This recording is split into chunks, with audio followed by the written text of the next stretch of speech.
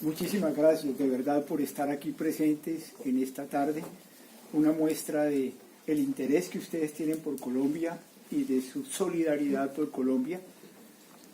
Gracias, Rodrigo, por esta posibilidad y muchísimas gracias a Secours Catholique, que ha sido siempre un gran aliado para todos nosotros en estos esfuerzos por Colombia y continúa siéndolo. La verdad es que no sé por dónde comenzar. Efectivamente, yo tengo ahora el cargo de ser el presidente de la Comisión de la Verdad en Colombia. Ustedes saben que comisiones de la verdad se han hecho hoy en día 30 en el mundo. Recuerdan, porque todos sabemos de eso, de la Comisión de la Verdad que se hizo en Sudáfrica, de la Comisión de la Verdad de Guatemala, la Comisión de la Verdad de El Salvador, la Comisión de la Verdad de Irlanda del Norte, un grupo grande de comisiones de la verdad en África y en algunos países del Oriente, la Comisión de la Verdad en Perú, que fue una de las últimas. Nosotros somos parte de ese proceso de comisiones de la verdad, pero nosotros formamos parte de una entidad o un conjunto de entidades que surgen gracias al Acuerdo de La Habana, que termina la guerra entre las FARC, las Fuerzas Armadas Revolucionarias de Colombia, y el gobierno, o más exactamente el Estado colombiano. Al terminarse ese conflicto, se crean las instituciones de la justicia especial para la paz o de la justicia transicional, que son 3 instituciones. Una institución que hace la parte jurídica para que no haya impunidad, que se llama por siglas la JEP, que quiere decir Justicia Especial para la Paz. Una institución que busca la verdad humana y la verdad histórica y la verdad social, que somos nosotros, la Comisión para el Esclarecimiento de la Verdad, y una institución que se encarga de la parte más dura de la victimización en Colombia, que es la Unidad para buscar a las personas desaparecidas. Estas somos las 3 instituciones de lo que se llama el sistema de verdad, justicia, reparación y no repetición. Para estar en estas entidades se presentaron candidatos, se abrió una llamada nacional, se presentaron muchos candidatos. Yo no me presenté a ninguna, los amigos me presentaron y no solamente me pusieron, sino que de una vez me pusieron de presidente de la comisión. Y en esto estamos. Y les confieso que no me presenté porque a mí me parece una tarea muy difícil. No me preocupa la parte riesgosa, en cuanto que, por supuesto, en Colombia hay mucho miedo a la verdad y sobre esto se hacen muchos ataques. Esa parte no me preocupa, ni me preocupan los riesgos que esto pueda tener, y yo soy consciente de que puede ser muy complicado. Ustedes saben que el obispo que dirigió la Comisión de la Verdad de Guatemala, 15 días después de presentar el informe, lo mataron en su casa. Esa parte a mí no me preocupa, pues porque yo pertenezco a un mundo, si ustedes quieren, más que a una religión, a una espiritualidad profunda que está convencida que la existencia humana no termina con la muerte. Esas partes no me preocupan. Me preocupa es que no seamos capaces de hacer la tarea, que es una tarea muy difícil. Y es un riesgo extraordinario, es en eso, en que de pronto no lleguemos a las expectativas que tienen los colombianos. Y por eso precisamente no me presenté, porque sabía que es enormemente difícil una tarea que hay que hacerla en 3 años. Esos 3 años empiezan el 28 de noviembre, todavía no hemos empezado. El tiempo que ha pasado hasta ahora ha sido el tiempo de alistamiento, de preparar las cosas para empezar. Y a partir del 28 de noviembre vamos a empezar públicamente con el esfuerzo de entrar en esta búsqueda de la verdad en Colombia. ¿Qué es lo que nos toca hacer? A este grupo que formamos 5 mujeres y 6 hombres, y que es un grupo realmente muy bien escogido. Fuimos elegidos por un comité de escogencia absolutamente autónomos que nada tiene que ver con... Vengan, por favor, ¿por qué no se sientan acá? Un comité de escogencia que se procuró que no tuviera nada que ver con el gobierno de Santos que estaba negociando y no tuviera nada que ver con las FARC. Y por eso, aquí en Europa, escogieron a 2 de los miembros del comité de escogencia, entre el Parlamento Europeo y las Cortes Europeas. El secretario general de Naciones Unidas escogió 1. Eran 5 personas, 2 escogidos en Europa, 1 escogido por el secretario general de Naciones Unidas, un magistrado escogido por todas las Cortes de Colombia y una científica, una mujer escogida por los rectores de las universidades públicas de Colombia. Esas 5 personas constituyeron el comité de escogencia para que no hubiera ningún contacto con las FARC ni con el gobierno de Santos. Ese comité de escogencia escogió a las 11 personas de la Comisión de la Verdad, que somos nosotros, y escogió a los 34 magistrados de la Justicia Especial para la Paz. Y escogió a Luz Marina Monzón, la mujer extraordinaria que dirige la unidad para encontrar a los desaparecidos.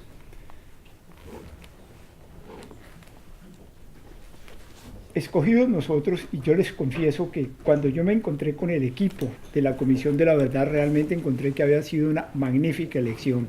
Nosotros hemos sido señalados, por supuesto, como amigos de la FARC, que ese comité estuvo buscando amigos de la FARC para escogernos por la polarización que hay en el país. Pero el grupo que conforma a los 11 comisionados es un grupo que nosotros no militamos, ninguno de nosotros en ningún partido político, por eso no participamos en elecciones, no hemos sido funcionarios del Estado, somos un grupo de personas que creo que la única virtud que tenemos es que hemos caminado Colombia toda la vida y conocemos muy a profundidad la vida de los campesinos, de los indígenas, de los negros en Colombia, hemos estado trabajando por los derechos humanos, esos somos los comisionados. Un grupo realmente muy valioso y llevamos muchos días conversando sobre la responsabilidad que tenemos. ¿Cuáles son los objetivos? Tenemos 4 objetivos que quiero recordárselos para que podamos comprender las cosas. El primer objetivo es esclarecer la verdad de lo que nos pasó en el conflicto. Una tarea, ustedes comprenderán, extraordinariamente compleja. Una tarea de derechos humanos, por supuesto.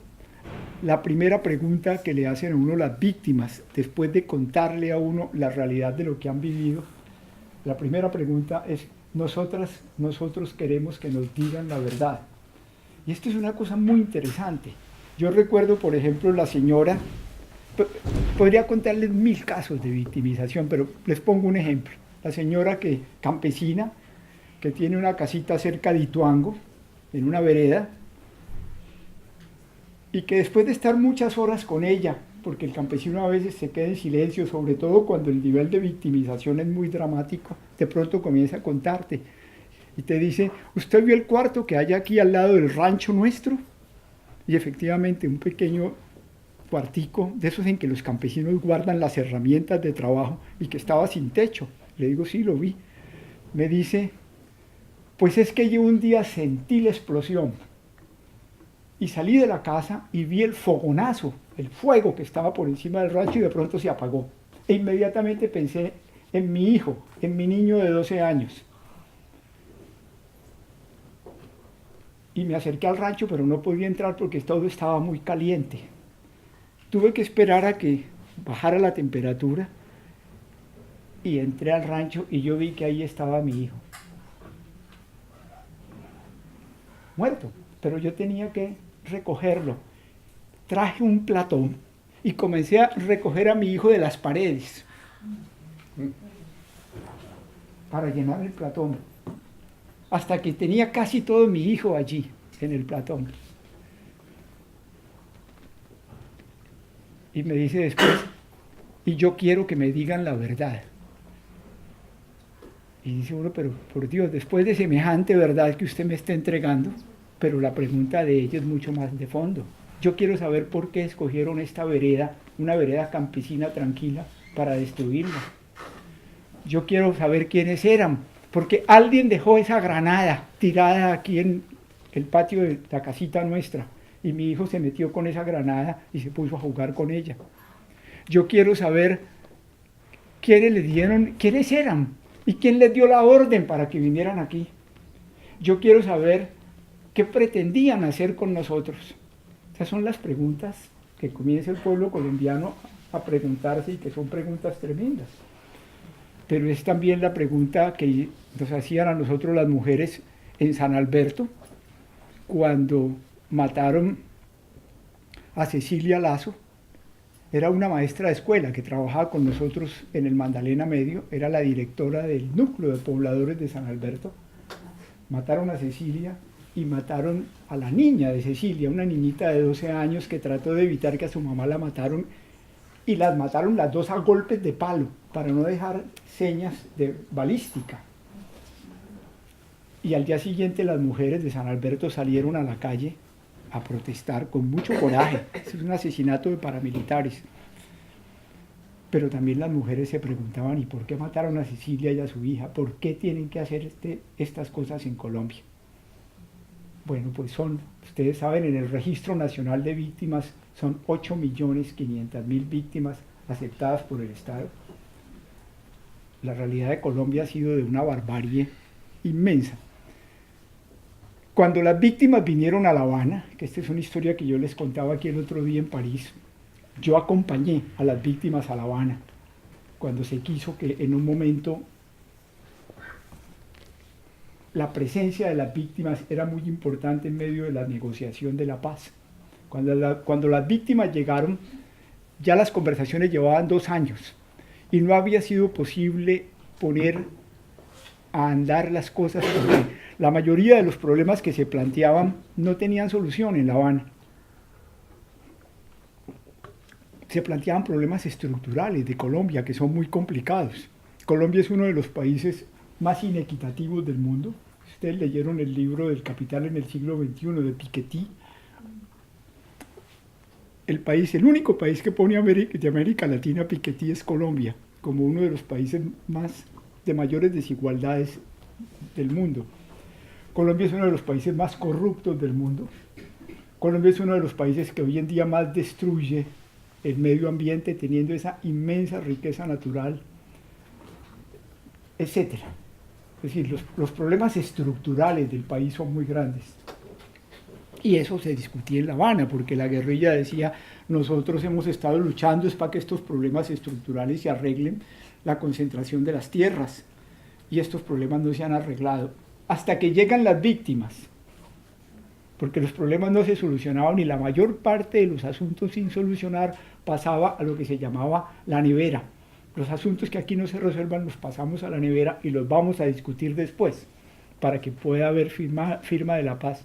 Pero las víctimas llegan y fueron muy valientes las víctimas. Llevamos víctimas de todos los lados, víctimas de la FARC, víctimas de los paramilitares y víctimas del Estado colombiano.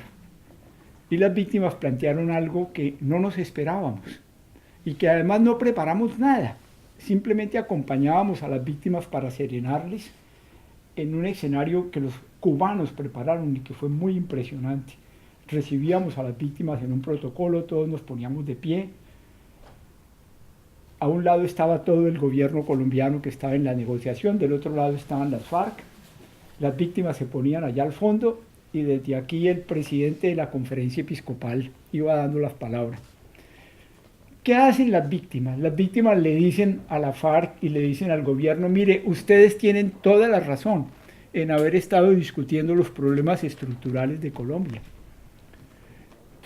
Y todos esos problemas son importantes, pero el problema estructural más grande que hay en el país somos nosotros mismos. Este es el problema estructural profundo. La forma como los colombianos nos hemos odiado, nos hemos matado, la manera misma como hemos hecho esta victimización. Resolvamos primero ese problema. Entremos a tratarnos como seres humanos, que si resolvemos ese problema podemos después sentarnos sabiendo que pensamos diferentes a negociar la manera como podemos enfrentar las dificultades de ese país. Ese fue el mensaje básico. Y es que fíjense que la situación sí es muy delicada. ¿Cómo es posible que nosotros hayamos visto pasar por la televisión en Colombia más de 2000 masacres? Como si fuera una historia de telenovela, una sociedad sin moverse después de cosas tan tremendas. A mí que me tocó vivir las del Magdalena Medio, por ejemplo, la del 16 de mayo, en que mataron a 34 muchachos de nuestra parroquia, de los jesuitas, cuando 3 días después hicimos el funeral de los muchachos, entre otras, teníamos 7 cadáveres y pusimos los otros ataúdes vacíos. Nunca encontramos a los muchachos, se los llevaron. Pusimos las fotos de los muchachos en los ataúdes. Pero lo que más me impresionó, créanme, fue la soledad que vivimos ese día y esa semana. Después, unos meses después, vino el Tribunal de los Pueblos a acompañarnos.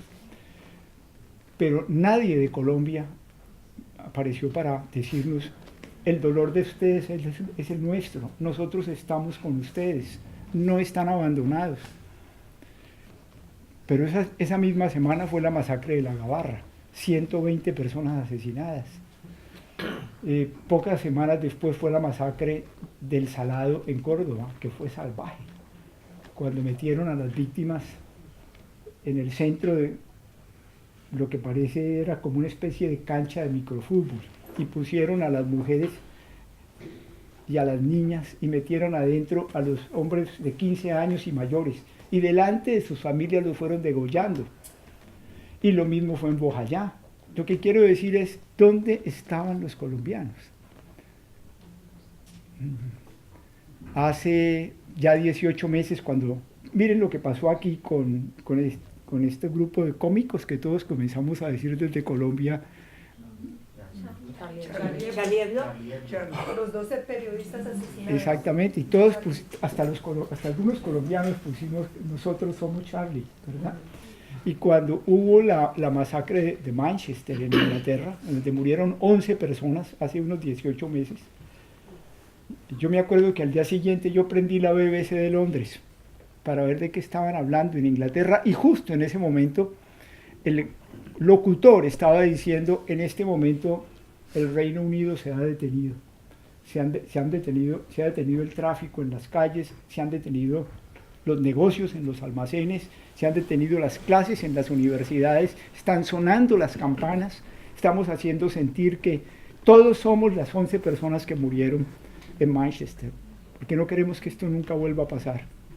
Pues en Colombia, más de 2000 masacres, más de 82.000 desaparecidos, más de 32.000 secuestros de 14 años, de la gente en la selva, más de 4.000 falsos positivos de esta gente inocente tomada por el ejército de nuestros barrios, llevados a la montaña, asesinados por nuestro ejército en la montaña y presentados como guerrilleros muertos en combate para conseguir reconocimientos militares, etcétera, etcétera, etcétera. Eso, por supuesto, lo que pone en evidencia es una ruptura espiritual, no religiosa. Nosotros no tenemos problema de religiones en Colombia, pero una ruptura espiritual muy profunda. No nos importaba. Y no nos importaba que mataran a los indígenas y que mataran a la gente del Chocó y que mataran a los campesinos. No nos importaba. Eso, que un país se permita esto, solamente se explica porque hay una confusión muy profunda sobre lo que significa ser seres humanos entre nosotros. Eso es lo que las víctimas ponen allí. Ahora, ese es el problema del esclarecimiento de la verdad. Y es el primer objetivo de la comisión. ¿Por qué nos pasó esto a nosotros los colombianos? ¿Por qué? ¿Qué es lo que pasa allí? Una verdad supremamente compleja, porque lo que estoy diciendo tiene muchos puntos de vista. Y hay que escuchar todos los puntos de vista. Y por eso yo les cuento, nosotros en este tiempo de preparación, en estos meses, hemos hablado, yo creo que con todo el mundo en Colombia. No solamente el contacto primero con las víctimas en territorio, por todas partes. Hemos estado en todas las regiones del país ya, sin todavía empezar lo que vamos a hacer, que es realmente ir con unos protocolos ya más claros que estábamos conversando de cómo recibir particularmente información, pero pues hemos estado en todas las regiones del país. Hemos conversado con todos los sindicatos y con todas las cabezas de los grandes sindicatos de Colombia. Por supuesto, hemos escuchado, creo que no se nos ha quedado ninguna de las organizaciones de víctimas importantes en el país, pero las víctimas de todos los lados. El MOVICE, que es el Movimiento de Víctimas de Crímenes del Estado. Las mujeres de la Rosa Blanca, que son las mujeres de las FARC organizadas, exguerrilleras, que fueron violadas dentro de las FARC y que fueron obligadas a abortar dentro de las FARC. Las organizaciones indígenas de derechos humanos, las organizaciones de negros y de afros colombianas que nos han presentado sus puntos de vista. Nos hemos reunido con todas las fuerzas del ejército colombiano, que tienen también su punto de vista sobre lo que pasó, es decir, el ejército, la policía. En Colombia pasan de 50.000 los policías victimizados y muertos durante estos 50 años, para que nos demos una idea de todo esto que ha pasado. Por supuesto, también hablando con la Fuerza Aérea y con la Fuerza Naval en Colombia, con los jueces que fueron tan victimizados y sus organizaciones de jueces. Nos hemos reunido con las universidades, nos hemos reunido con los empresarios en sus diversas expresiones y manifestaciones, con las iglesias, es decir, esclarecer la verdad y tratar de entender qué fue lo que pasó es lo primero de nuestra responsabilidad, y les quiero decir, es muy complejo. La diversidad de las cosas es enorme, entre otras porque en Colombia ustedes se encuentran con víctimas que se volvieron victimarios y victimarios que se volvieron víctimas. Está lejos de ser una cosa blanco y negro, inmensamente complejo. Importante saber eso porque nosotros no hacemos la verdad jurídica la hace la JEP, que es la Justicia Especial para la Paz. Es la parte del sistema que es importantísima, porque a nosotros nos interesa que no haya impunidad. Si hay impunidad, el conflicto continúa.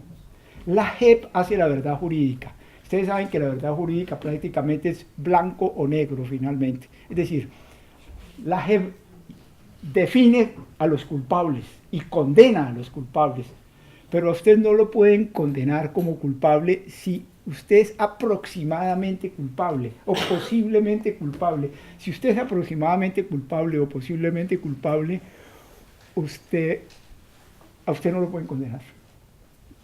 ¿Me comprenden lo que quiero decir?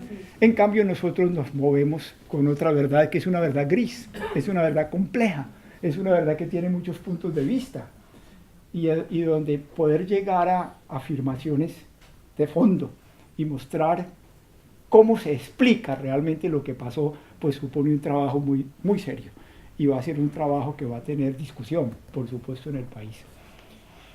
Pero nosotros vamos detrás de eso. Por eso no nos interesa la verdad de nosotros 11. ¿Quiénes somos nosotros 11 para decirle a Colombia cuál es la verdad? Y menos una verdad oficial. Y aquí hay otro punto que es interesante. Nosotros, y para nosotros fue muy duro entender, nosotros somos Estado. Yo les estoy hablando como un miembro del Estado colombiano. Nunca me imaginé, después de haber peleado tanto con el Estado, pero la Comisión de la Verdad es una institución de Estado, de carácter constitucional, con influencia sobre todo el país y sobre los colombianos que están por fuera del país en esto de la verdad, para buscar la verdad entre nosotros, que tiene una virtud muy buena, y en eso excele por encima de las otras partes del sistema. Nosotros somos absolutamente autónomos. La Comisión de la Verdad no depende de la Presidencia de la República, no depende del Congreso de la República y no depende de la justicia colombiana. E incluso estamos exentos de que se nos pueda atacar jurídicamente por las verdades que nosotros presentamos. Esta es una cosa muy bien lograda, es en ese sentido el resultado de las anteriores comisiones de la verdad. En esto trabajaron mucho los europeos y los expertos en las comisiones anteriores para tratar de hacer este sistema que tiene la Justicia Especial para la Paz, la Comisión de la Verdad con esta autonomía y, como les digo, la unidad para encontrar a los desaparecidos. Vamos entonces detrás de una verdad que es muy compleja, es muy difícil, pero nuestro propósito no es encontrar una verdad que acreciente las divisiones entre nosotros los colombianos, ni acreciente entre nosotros las rivalidades y las polarizaciones, sino una verdad que nos ayude a que comprendamos qué fue lo que pasó. Y que una vez avanzando sobre esa comprensión, incluso nos ayude a tener, yo lo digo con toda sinceridad, aunque eso no esté en el decreto, compasión de nosotros mismos. Y nos ayude desde ahí a construir juntos un futuro, en las diferencias, pero con la garantía de que nos vamos a respetar realmente los unos a los otros. Ese es el primer objetivo, el esclarecimiento de la verdad. El segundo objetivo es el reconocimiento de las víctimas y el reconocimiento de responsabilidades. Y ese objetivo consiste en que nosotros, y eso será prácticamente la primera verdad que hagamos, vamos a empezar a ponerle al país estos casos de victimización que parecería que el país no se dio cuenta, le pasaron sin darse cuenta, como la de las mujeres que acabo de contar o de las masacres, y vamos a avalar como Estado, porque las víctimas necesitan eso, que una institución con autoridad moral y autoridad institucional diga esto es cierto. Estas muertes, estas barbaridades, este falso positivo, esta masacre, eso es cierto. Antes, simplemente poner el dato, antes de dar ninguna explicación, antes de meternos en explicación. Y además reconocer a las víctimas, no solamente en su dolor, no solamente como algo que no nos gusta, y es la víctima humillada que le pide al Estado que le dé plata para resarcir su dolor, no, las víctimas como ciudadanos. Piensen ustedes, 8 millones de personas pueden ser extraordinarias en la transformación del país si toman una actitud proactiva. Esto no puede seguir entre nosotros así. Que fue la otra cosa que las víctimas hicieron en La Habana, que fue muy impresionante. Primero nos hicieron sentir la barbarie de que somos capaces los colombianos, la capacidad de romper al otro, de desbaratarlo en los odios de la guerra. Pero esas mismas víctimas allí en La Habana tuvieron el coraje de decir, pero los colombianos no somos solamente esto, nosotros somos capaces de volvernos a mirar a los ojos, somos capaces de volver a creer los unos en los otros, somos capaces de encontrarle un camino a la paz y de reconstruir este país. Nosotros esperamos de las víctimas, o de los sobrevivientes mejor, de lo que pasó aquí, esta actitud proactiva en la reconstrucción de Colombia. Y al mismo tiempo ponernos en el camino de reconocer responsabilidades.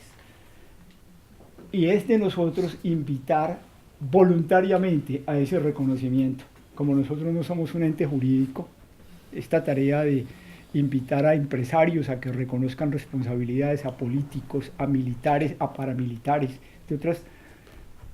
Por supuesto hemos hablado muy largo con las FARC, hemos ido a buscar a Santrich en la cárcel donde está, hemos hablado con muchos de los paramilitares del país para decirles que hemos estado abiertos a todos los lados. No es fácil para que los colombianos reconozcamos responsabilidad. Esta es una de las cosas más difíciles entre nosotros, por cultura. Se nos educó en que uno no da papaya, y dar papaya es aceptar que uno es responsable, que uno metió la mano en eso, que uno tiene parte de la responsabilidad en cualquier cosa de estas. Y entonces más bien uno inmediatamente se voltea y dice, usted es más culpable que yo, usted mató más gente que yo, usted robó más tierra que yo, usted le ayudó más a los otros. Si usted me dice que yo le ayudé a los paramilitares, pues usted le ayudó más a la guerrilla. Es la forma como respondemos, ¿verdad? Y no hemos comprendido que un país, y sobre todo en un mundo de guerra tan difícil, es que son 50 años de conflicto. Los seres humanos nos equivocamos. Todos nos equivocamos, los seres humanos somos extraordinariamente falibles, y esto lo construimos entre seres humanos que nos equivocamos. Una de las cosas que yo suelo decir a las personas cuando me reúno con empresarios y con las FARC y con otros, si vamos a decirnos la verdad, empecemos por decirnos la verdad personal. Cada uno de nosotros somos un ser que ha cometido errores, se ha hecho daño a sí mismo y ha hecho daño a los demás. Comencemos por aceptar eso y mirarnos con tranquilidad, porque eso, de allí surge la compasión a los demás, cuando uno se da cuenta que uno tiene que reconocerse como es y sabe de su fragilidad, les sale más fácil comprender que los otros hayan seguramente cometido menos errores de los que uno ha hecho en el tiempo de vida que ha vivido. Pero a los colombianos nos queda muy difícil eso. Pero vamos a eso. ¿Dónde lo vamos a hacer? Vamos a hacer, y estamos preparando eso con cuidado, encuentros por la verdad. No lo queremos llamar audiencias, porque audiencia tiene una connotación judicial. Y estos son lugares donde víctimas y responsables se encuentran. Pero no como se hicieron durante el proceso de justicia y paz en Colombia con los paramilitares, que se hicieron para engrandecer al paramilitar. Aparecía como un héroe pidiendo perdón, sino para dignificar a las víctimas. Queremos que sean los protagonistas de esos hechos y que sean cosas muy bien preparadas. Ese es el segundo objetivo nuestro, la dignificación, el reconocimiento de las víctimas y la aceptación de responsabilidades. El tercer objetivo es la convivencia en los territorios. Ustedes lo comprenden porque estoy hablando de las cosas de nuestro decreto que nos crea. El tercer objetivo es la convivencia en los territorios, que es recuperar en los territorios nuestros el tejido social, la reconstrucción de la comunidad, donde le queremos dar mucha importancia a la cultura. Después podemos volver sobre eso, pero esto para nosotros es sumamente importante.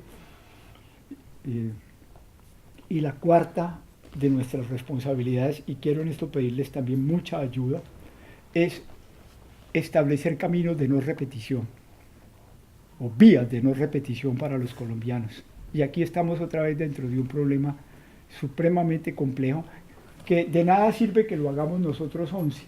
Las comisiones de la verdad, si ustedes se han leído los textos, al final hacen unas recomendaciones de no repetición y ponen un listado de cosas, 20 cosas o 30 cosas que el país tiene que hacer para que no se siga repitiendo otra vez el conflicto.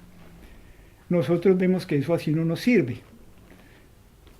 Si hacemos un listado de cosas, pues aparece lindo, un documento con un listado de cosas para hacer, pero nos importa es que las cosas cambien.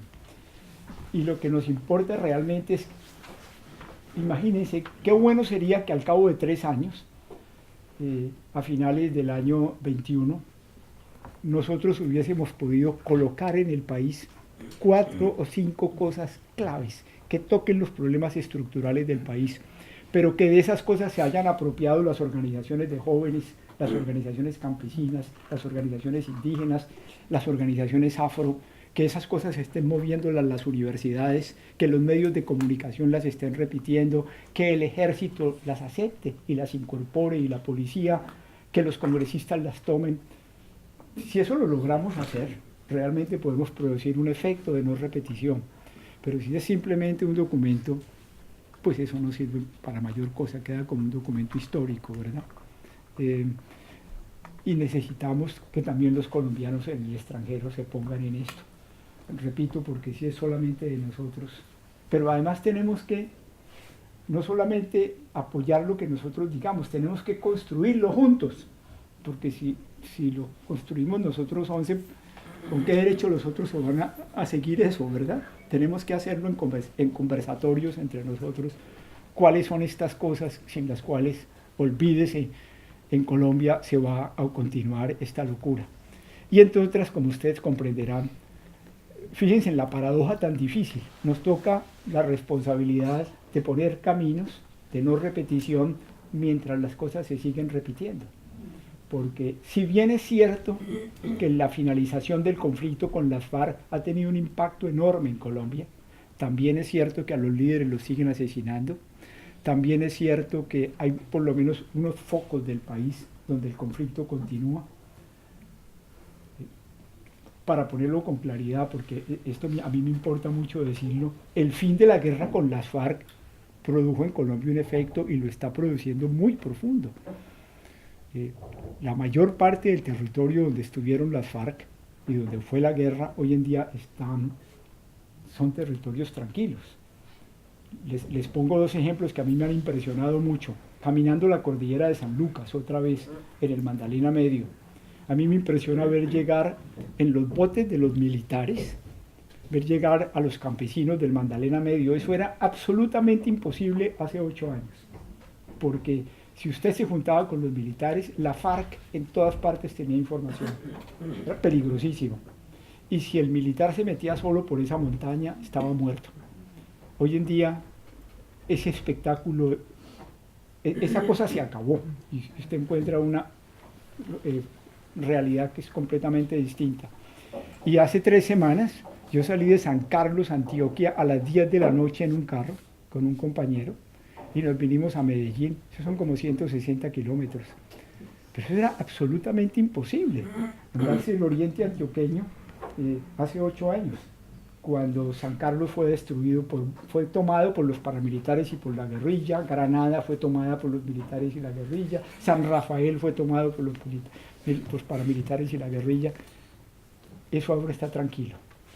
Hay sitios de guerra, ustedes lo saben, Tumaco y esa frontera con el Ecuador, que es territorio de mucha coca, Chocó, en sitios muy precisos en el Chocó y de mucho dolor, Catatumbo, en la frontera con Venezuela y Arauca, y en los llanos, lo que llamamos la Amazonía, ¿verdad? En el Guaviare y en el Bichada.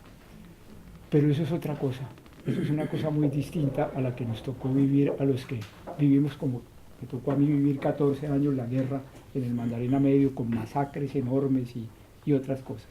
Sin embargo, esto se puede volver a aprender. Y se puede volver a aprender porque el proceso por parte del gobierno colombiano, que debió haber permitido que los que dejaron las armas tuvieran inmediatamente tierras y proyectos productivos y fueran cuidados en sus vidas, eso no se hizo. Y ustedes han visto a la gente de las FARC, de lo que fue las FARC, que se encuentran, pues dentro de 4 o 5 meses se les acaba la plata que les está dando mensualmente el gobierno a cada uno de ellos, y se encuentran sin empleos, y se encuentran con una cosa que fue muy dura para ellos. Ellos soñaban que al presentarse al país como una alternativa política iban a tener 1 millón de votos. Soñaron con 1 millón de votos. Hubo enormes mentiras en el país contra ellos, ustedes saben, y era que eran riquísimos, que tenían millones y millones de dólares, y con esos millones y millones de dólares iban a hacer una campaña con la que arrastraban a Colombia a votar por ellos. Esperaban 1 millón de votos, tuvieron 50.000 votos. Lo que eso significa para alguien que deja las armas con la ilusión de que va a tener una participación política fuerte. Y luego pues ha habido toda esta oposición contra ellos todo el tiempo, diciendo que son mentirosos, que no se les puede creer, que tienen las armas. Yo actué como garante moral de la entrega de las armas de las FARC. Nos tocó juntamente con el arzobispo de Tunja, que estaba de presidente de la conferencia. Los dos fuimos a los sitios donde cerraban los contenedores con las armas. Miren, las armas que entregaron los de las FARC, qué cosa tan impresionante. La calidad de los fusiles, la calidad de las ametralladoras, el conjunto de armamento que tenía la FARC era de unas dimensiones, yo no conocía lo que era eso, realmente. Yo estuve también presentes cuando el bloque Central Bolívar, que era el más fuerte de los bloques de las Autodefensas Unidas de Colombia, entregó las armas, y eso no tiene ninguna comparación. Además, a cada guerrillero se le exigía firmar uno por uno la entrega del arma, y se le entregaba la cédula, y comenzaba a ser una persona pública colombiana, un ciudadano.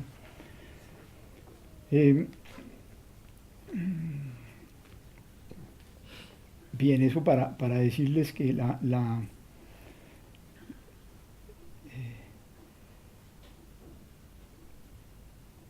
sí, que es la situación en la que nosotros estamos en Colombia con esto. Hay otras cosas del mandato que para nosotros son muy exigentes y que quiero también ponérselas. El mandato nos dice a nosotros que nosotros tenemos que identificar responsabilidades, no personales, pero sí institucionales y grupales. Nos dice que nosotros tenemos que mirar el sufrimiento y las razones y explicar las razones de las victimizaciones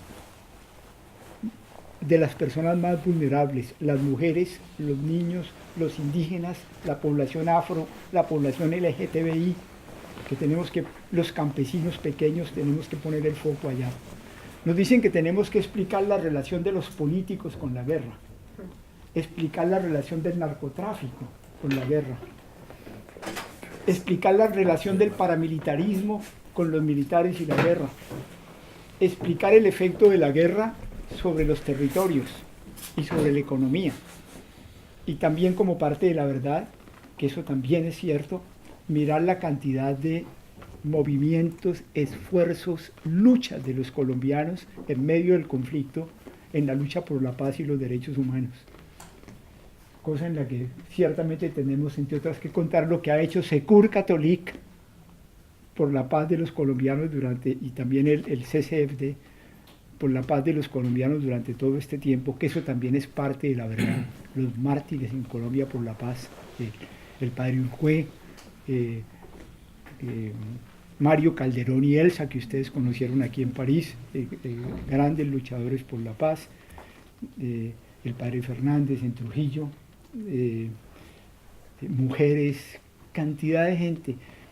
Yo haciendo listas de cosas entre las personas muertas en Colombia, miren, hay por lo menos unas 4.000 personas que no pertenecían a ningún partido político, que estaban totalmente en contra de la guerra de la guerrilla y en contra de la guerra de los paramilitares y del ejército, y que fueron asesinados por estar en esa lucha durante estos 50 años. Colombianos y colombianas que soñaron que un día la paz iba a ser posible en Colombia y los mataron porque estaban trabajando para que eso fuera posible. Eso es parte de la verdad de Colombia. Como lo son, por ejemplo, y hemos estado con ellos y es un movimiento muy bello,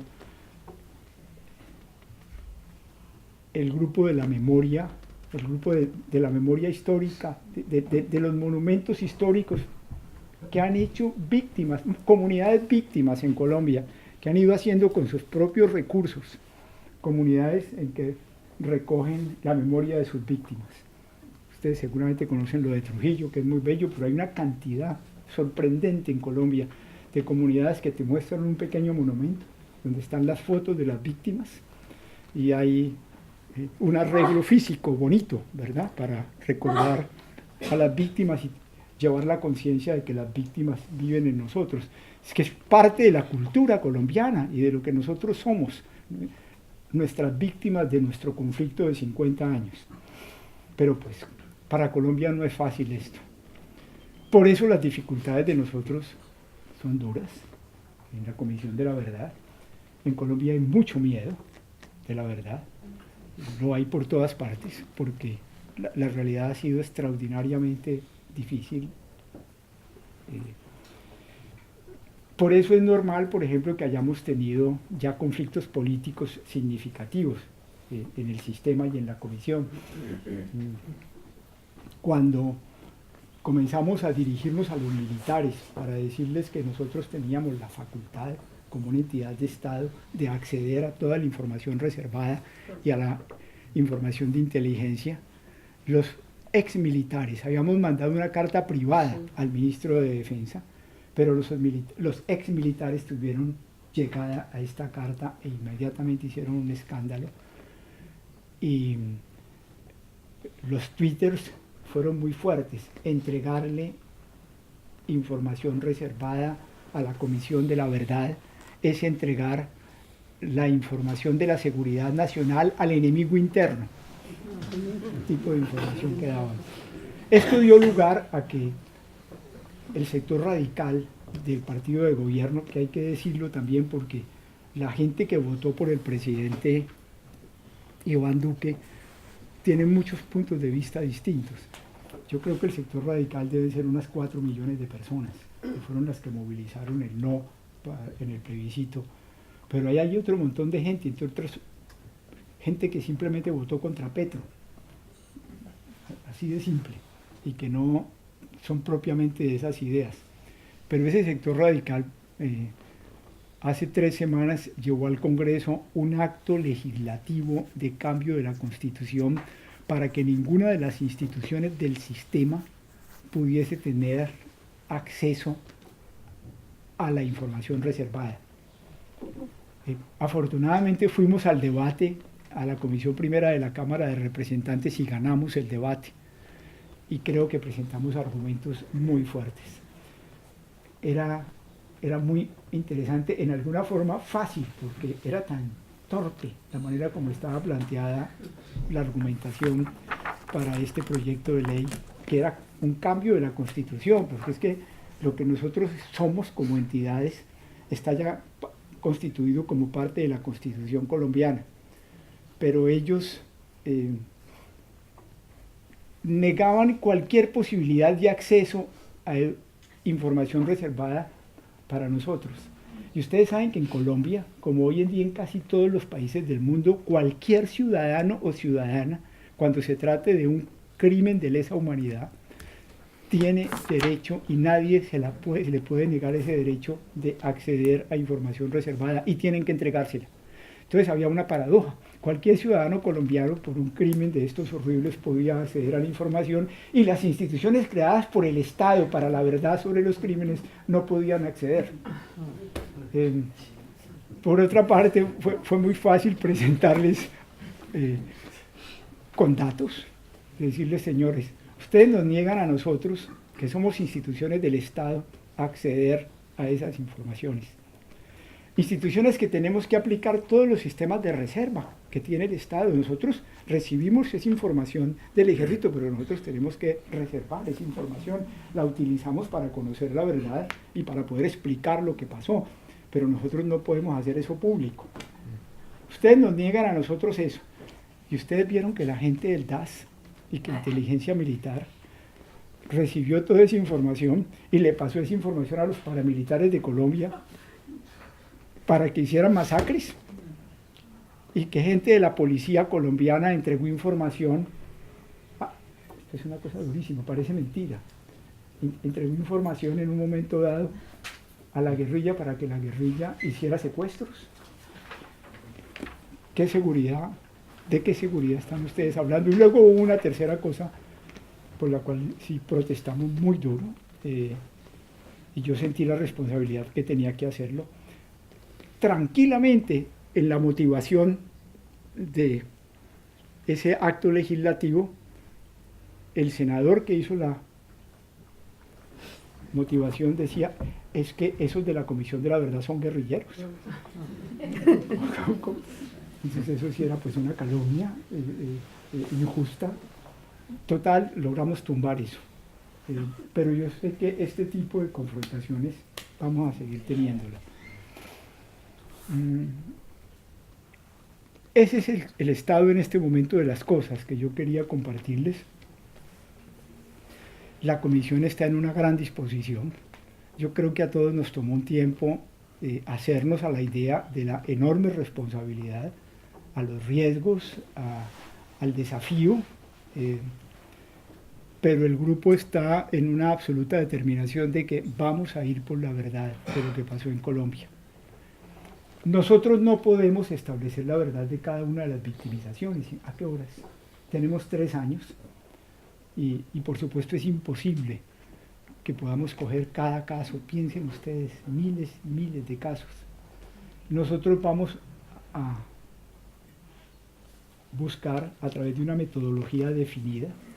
Ustedes la van a poder ver en la página web de nosotros. Entren Comisión de la Verdad, www.comisión de la verdad, una sola frase, comisiondelaVerdad.com, ¿no es cierto? Y ahí entran. Vamos a poner ahí en estos días la metodología, entre otras porque es una obligación nuestra, poner la metodología a la vista para recibir sugerencias. No es como la JEP tuvo que llevar su metodología al Congreso, y eso todavía lo está discutiendo el Congreso. Faltan ya terminó la discusión en el Congreso, falta una aprobación finalmente por la Corte Constitucional, porque ellos son justicia, nosotros no, nosotros simplemente ponemos la metodología a la luz de los colombianos y recibimos sugerencias. Con Comisión de Seguridad vamos a recibir muchas críticas, pero eso nos ayuda a mejorar la metodología. Ya vamos a tener 10 días a la vista para antes del 28 de noviembre tenerla discutida. Y espero que en eso ustedes nos ayuden y nos colaboren. Más o menos era lo que les quería compartir, porque me interesaría mucho, nos interesaría mucho en este tiempo es escuchar sus preguntas, sus comentarios, sus críticas, porque la operación en que estamos es muy compleja y solamente en una construcción colectiva podemos avanzar. Como lo dice Saúl Franco, médico de la Universidad de Antioquia, que es miembro de la comisión, él como médico, hablando como médico, dice, es que nosotros somos solamente, hacemos la labor de parteras, de una verdad que tienen que dar a luz los colombianos. Nosotros hacemos esta labor para que esa verdad aparezca. Pues aquí estamos entre colombianos, ¿verdad? Para que nos ayudemos en esto. Nosotros vemos las cosas desde una perspectiva de ética pública muy seria. Este es un problema ético. Si ustedes quieren, de ética pública y en ese sentido político, pero básicamente es un problema ético. Y un problema ético planteado desde la dignidad humana. Este es el punto que está aquí, porque lo que ha habido en Colombia es una vulneración de la dignidad de todos nosotros muy en profundidad. El que hayamos permitido que esto pase en nosotros, el haber roto la vida y las posibilidades en 8,5 millones de personas. Y hay un problema ético muy hondo, el que las instituciones no hayan sido capaces de responder a eso, ni el Estado, ni los jueces, ni los gobiernos, y al contrario se haya contribuido a que eso se profundizara. Ahí hay un problema ético muy hondo. Y el problema es eso, es una sociedad que pierde el sentido de la dignidad de nosotros como seres humanos, el valor de cada ser humano, el valor de una indígena. Afortunadamente tenemos una indígena dentro de la comisión y tenemos una mujer afro extraordinaria, pero ahí está el problema. Y esto es gravísimo, porque la dignidad es lo único que nosotros tenemos que no le debemos a nadie. La dignidad no se la debemos al Estado, ni al gobierno, ni al Papa, ni a las iglesias, ni a la FARC, ni al ejército. No se la debemos a nadie, la tenemos simplemente por ser seres humanos. Y la tenemos todos por igual. Y es un bien absoluto, porque la dignidad justamente de cada uno de nosotros no depende de nadie, porque no puede crecer. Igual dignidad tiene un niño pobre del Chocó que un doctor de la Universidad de Harvard o del École Normale Supérieure. Es exactamente igual, eso no crece, eso es igual para todo el mundo. Para Colombia comprender esto no es fácil, porque allá hay unas vidas humanas que han valido más que otras, ustedes lo saben. Obviamente que es un problema universal, pero en Colombia ha sido muy profundo. Y hay una paradoja que es muy cierta, y es que la única institución que tenemos los ciudadanos, la única, para garantizar por igual a todo el mundo las condiciones de la dignidad, es el Estado. Para eso hacemos los ciudadanos el Estado. Un sindicato defiende la dignidad de sus sindicalizados, un partido político defiende la dignidad de sus miembros, una iglesia defiende la dignidad de sus creyentes, pero los ciudadanos hacemos el Estado para garantizar las condiciones de la dignidad de todos nosotros. Por eso, cuando la gente siente que hay algo que nadie se los ha podido explicar, las víctimas dicen eso tan fuertemente, que el Estado nos diga la verdad, que el Estado nos explique por qué la dignidad de nosotros fue tratada así, si lo habíamos hecho para que nos protegiera. Y este es un punto que nosotros tenemos que entender éticamente y políticamente en Colombia. Y no va a ser fácil. Pero sí, como les digo, si logramos crear una fuerza entre todos los colombianos en esta dirección, pues por lo menos podemos trasegar en medio de dificultades. Bueno, ya. Entonces ahora sí les toca hablar a ustedes.